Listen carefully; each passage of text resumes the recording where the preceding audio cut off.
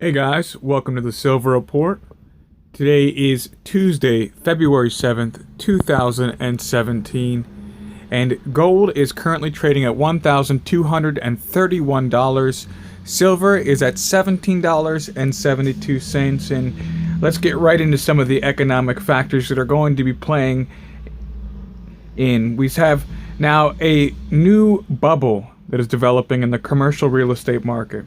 And partially this is directly from the actions of the Federal Reserve, and it's not necessarily something they have control over. And we have the Federal Reserve holds 1.75 trillion of MBS from quantitative easing program.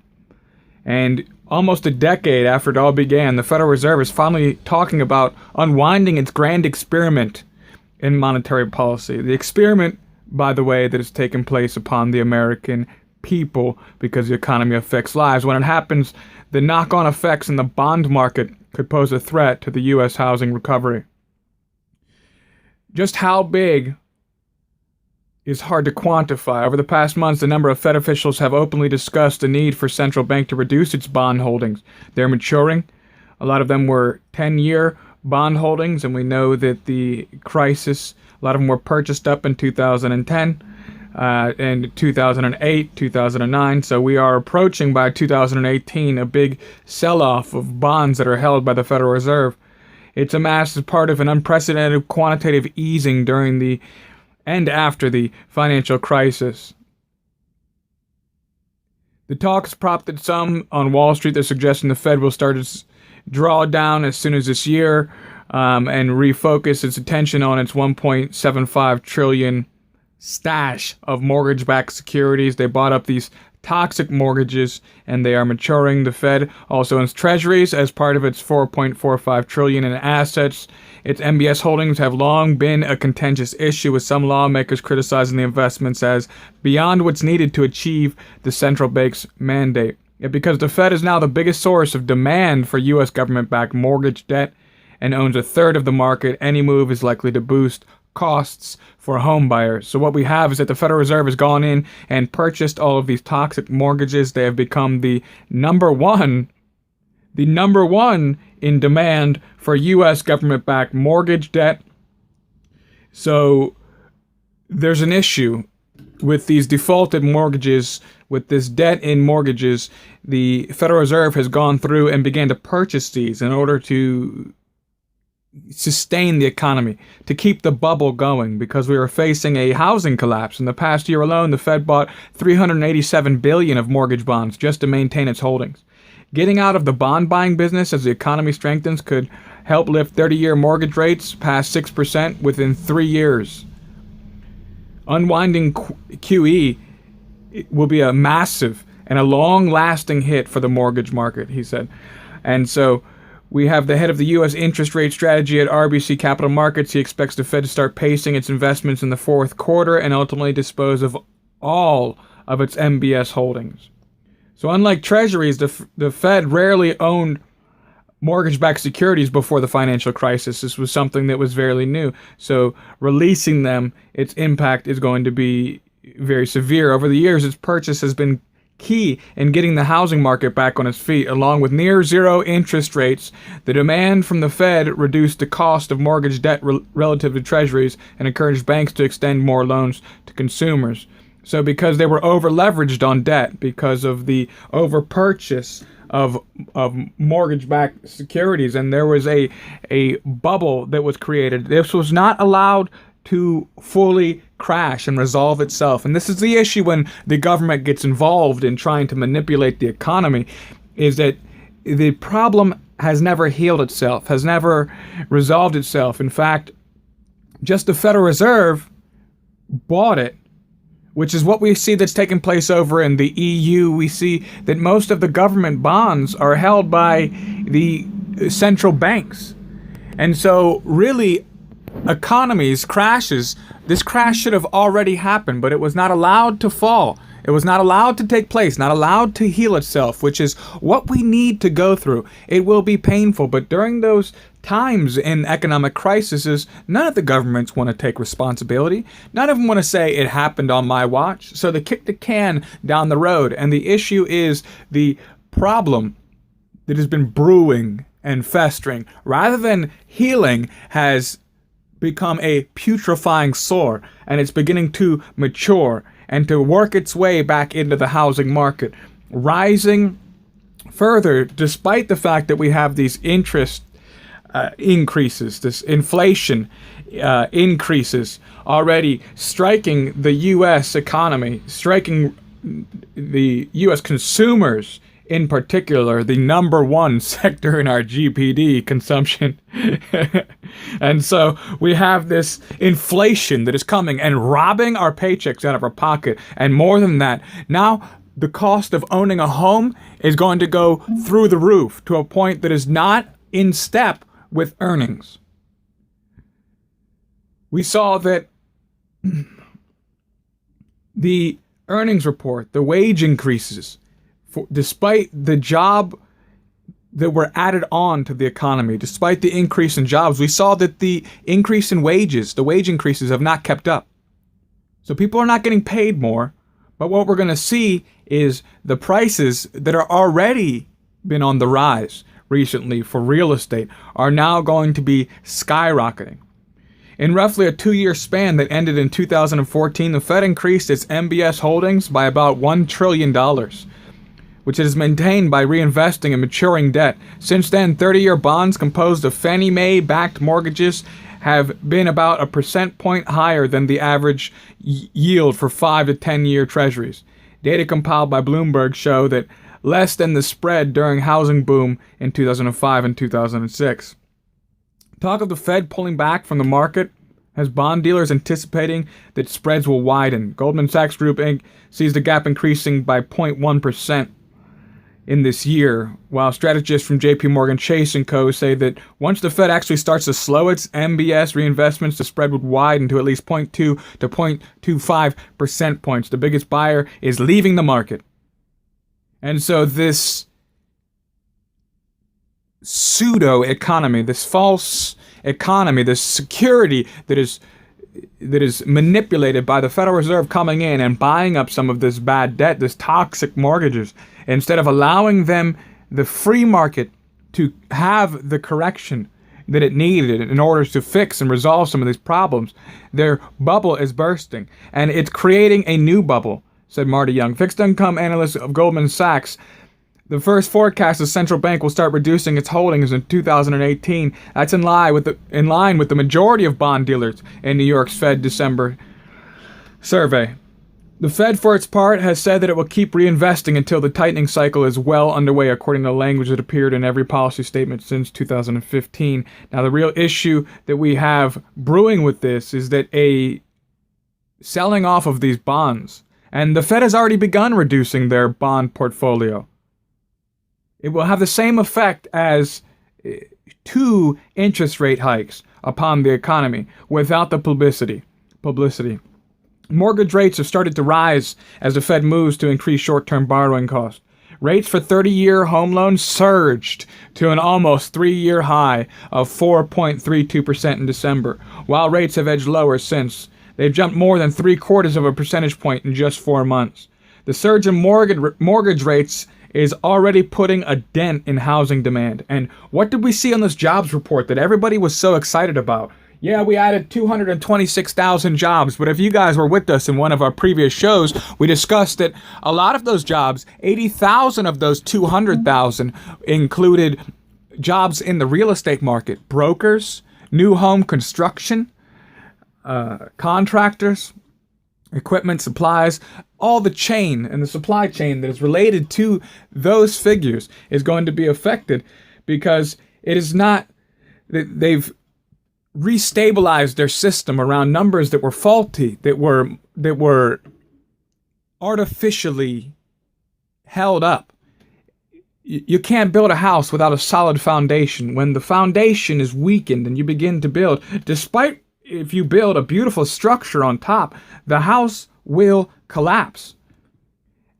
And we see here, while rates have edged lower, Since they've jumped more than 3/4 of a percentage point in the last 4 months, the surge in mortgage rates is already putting a dent in housing demand. Sales of previously owned homes declined more than forecast in December, even as full-year figures were the strongest in a decade. Yet because of the news that the Federal Reserve is stepping out of the toxic mortgage game and beginning to release some of these bonds, we see that the housing demand is suffering greatly because it was artificial, and now some of these impacts are beginning to shudder. And of course, we have the Federal Reserve announcing that it plans on having 3 interest rate hikes. It's threatening again as of March, and we've been hearing this same old song for a long time because they really can't raise the interest rates without directly being attributed to the crashing of this economy, because we do have a bubble developing. And to now raise interest rates when mortgages and new home sales are suffering greatly from some of their other actions, people are starting to ask the question, did I miss my opportunity to get a low rate mortgage? Part of it, of course, has to do with the Fed simply raising interest rates as inflation perks up. Officials have long wanted to get benchmark borrowing cost off rock bottom levels because this is the legacy of this crisis era policies that have taken place. They want to get levels to be consistent with a healthy economy, but what they're finding is that we're living in a charade. The move to taper off its investments has the potential to cause further tightening. Morgan Stanley estimates that $325 billion reduction in the Fed's MBS holdings from April 2018 through the end of 2019 may have the same impact as nearly 2 additional rate increases. So we're going to have a tremendous shock to the system. And what we're seeing is that we have a zombie system, a zombie mortgage system. The housing crisis was so severe that it was unable to be healed, unallowed to be healed. In this idea of policy being used in order to manipulate the economy, we're facing again the same set of circumstances, which is another bubble brewing in the housing market. And when it collapses, because in all reality, folks just don't have the money.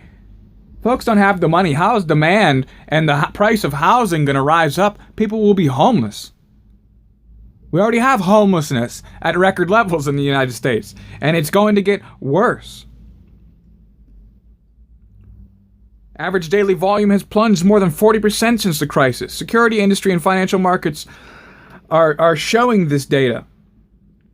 So we're headed for some serious problems.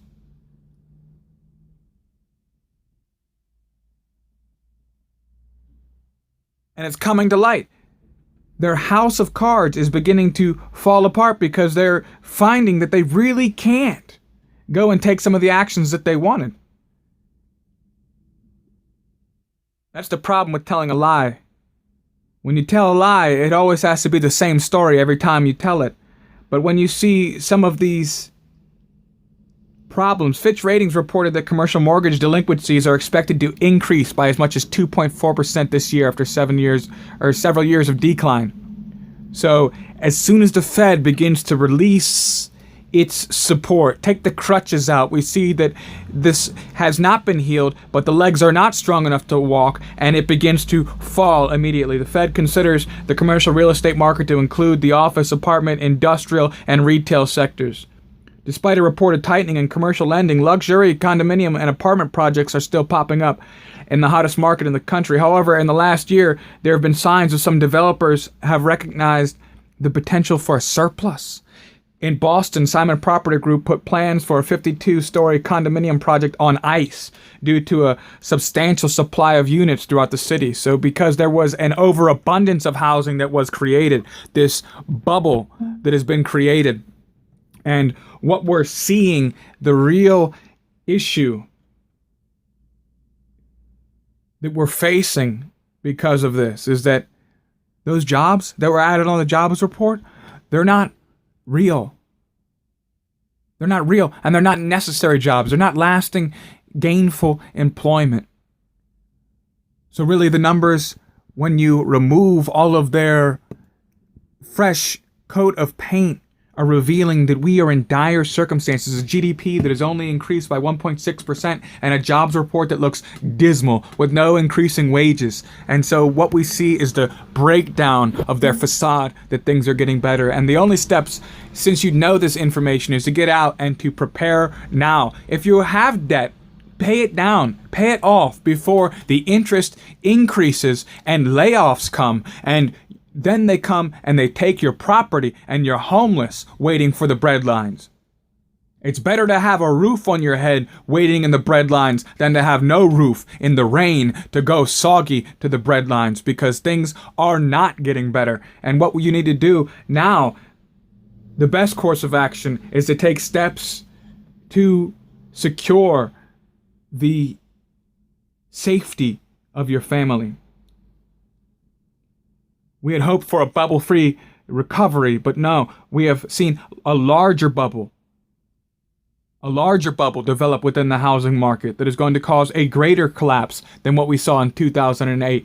And it's going to be painful. A lot of people are going to lose their money. And it's not just the regular people, but the largest businesses within the United States. And when they lose money, their employees lose income.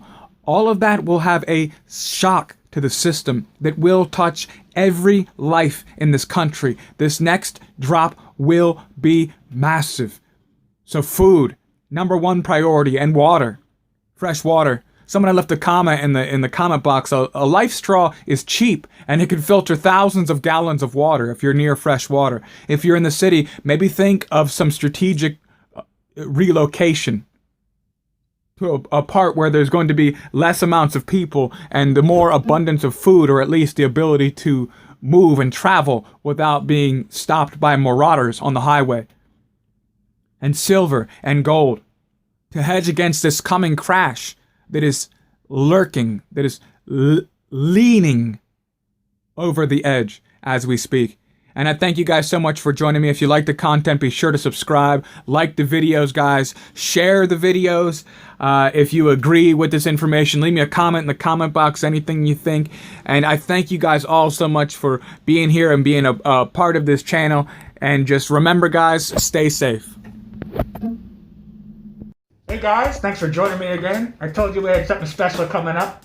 So what we're gonna do, I just got a nice package in the mail.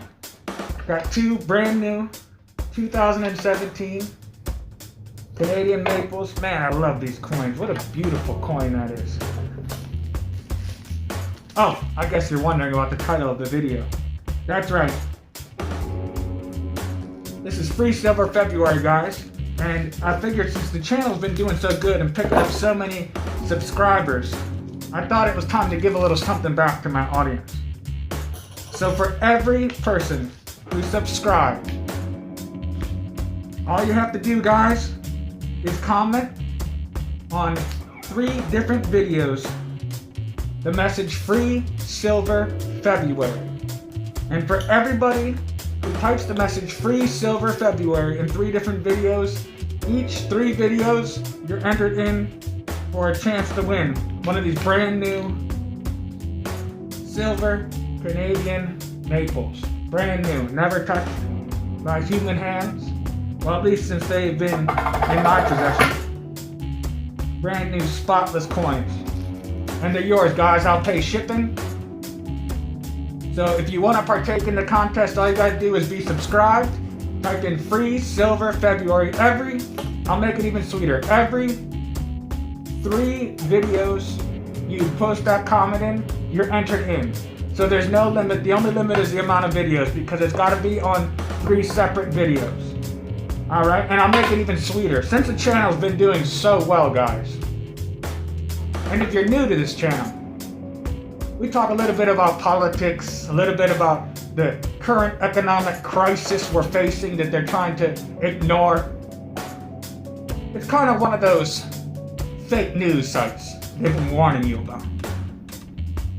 So this is what I'm going to do, guys, since it's been doing so good. If we surpass 1,000 subscribers, which I'm assuming we will, at the current rate, we'll blow past that before the end date, February 27th, 2017, I'm going to double it. So you get 2 ounces of silver, and even more than that, I'll throw in 5 mercury dimes. Absolutely free. I'll pay shipping. And we're gonna do the drawing live, guys. Good old-fashioned pull names out of a hat. You know what I mean. So here's your chance, guys. If you want to enter in, it's not that difficult for all my audience, all my faithful subscribers. Everyone who's subscribed, all you have to comment is free silver February, and you're in. All right, but thank you guys for joining me. This message is effective January 27th, 2017. Let the games begin.